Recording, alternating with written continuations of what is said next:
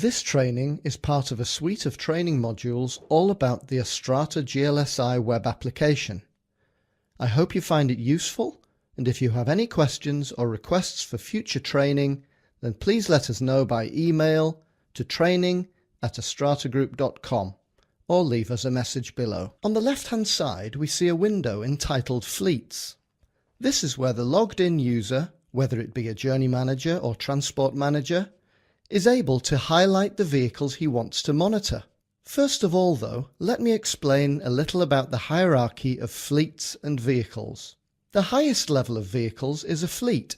So in the fleet window here, we see 3 fleets. If I click the middle fleet, the fleet expands to reveal another layer called an asset group, which in turn contains a group of assets, or vehicles. An asset is the more generic term used, as they could easily be people, containers, generators, basically anything which could be tracked. If we click here, we are able to see a trailer connected via iBeacon to this particular vehicle. And we can scroll to view more fleets containing asset groups and vehicles. We can search for assets with a particular string.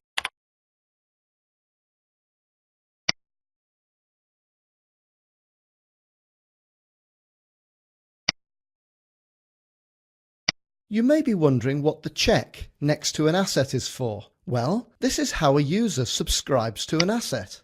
Only assets which are checked will be visible on the map, and this feature is there so that several users with access to the same fleets can monitor different groups of vehicles within those fleets. Here, I have just checked a vehicle so that you can see what happens. And then, if I go and click on the asset name, it becomes visible on the map.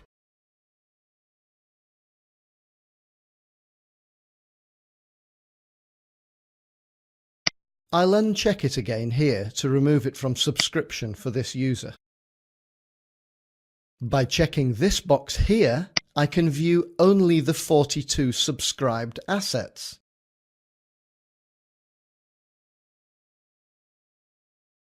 I'll uncheck it again. Here are several map options, which I will now talk about briefly. We can check this box to show only assets with an associated driver.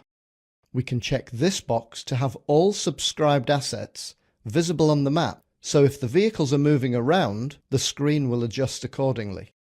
This section relates to zones and points of interest, which are both covered in greater detail in a later training video, but I just wanted to briefly mention them here.